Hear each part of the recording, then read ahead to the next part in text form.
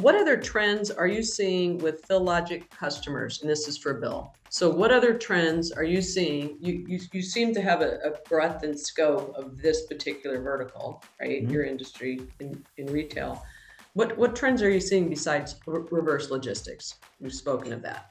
Well, I just think the number one thing is through the pandemic, retailers today are all looking for alternatives, right?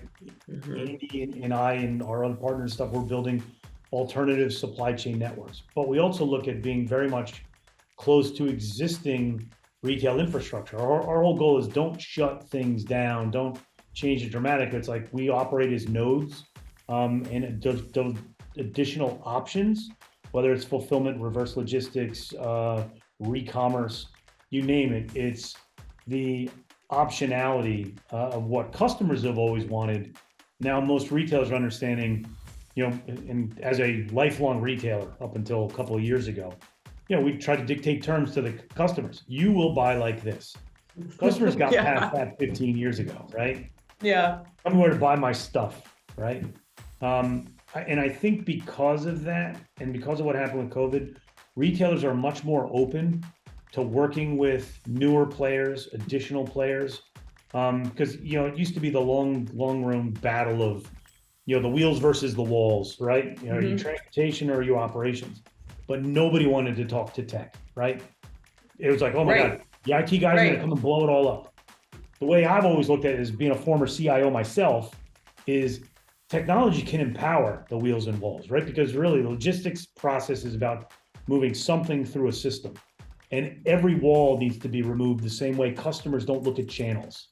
And Mhm. so the way we are looking at the transportation and the fulfillment and the reverse and the technology, putting that together, that's what's kind of the future. But we're looking at building a network to connect everyone. We're not saying we're going to shut this group out and we're not going to work with this folks. I mean, we'll work with anybody. Very similar trends as Bill mentioned. All of our customers are looking for alternatives, which is great. And whether that's us a purely a modern carrier like ourselves, or a combination of PhilLogic for fulfillment and with us. I think though while they are looking for alternatives, I go back to this like operational considerations that all of these retailers are making, right? They would love to use alternative methods and new kind of creative solutions, but they also have their own infrastructure that has been built and carved in stone over decades Mhm. that you can't walk in there and say, hey, I've got this great new software and that's the only thing that matters, and oh, you should use this. There's the reality of the physical world. And so I think that's where we are very we look and feel very like a traditional carrier, right? It is we integrate with tech wise, like a modern platform business, but at the same time, how we interact physically is very much similar to a FedEx or a UPS or one of the large players. So that is a very much an advantage for us, and we see that. So while the customers say they want alternatives, they aren't willing to change their processes usually, and you want to meet them where they operate. So that's definitely something we see.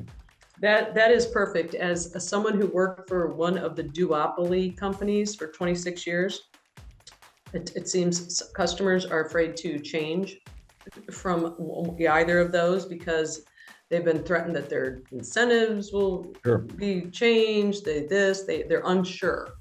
So what I've seen with especially Andy in the last year and a half, 2 years, well, how long has it been? I myself have been educated in last mile, and my mind has been opened up to alternative, right? I think that's part of what this podcast can do is if we can at least to get not only future customers, other people in the industry thinking about this middle and last mile and how two different people are doing it that addresses the trends that are happening in this industry. I think it's well worth it.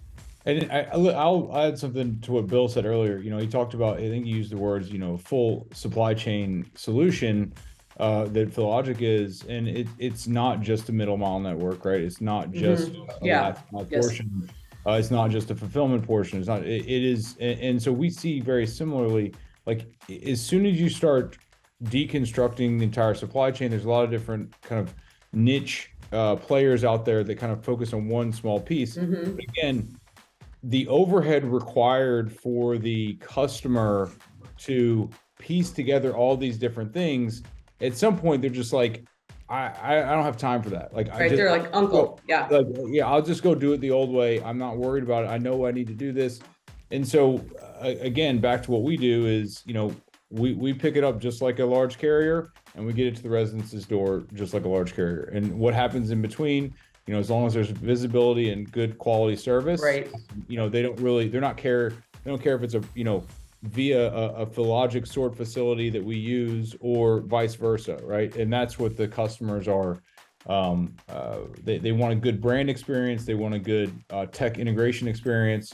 They want communication back to their customers, and they ultimately want the physical operational integration to be, consistent with what they've done in the past. If you can do all those things, then you got a solution that can win.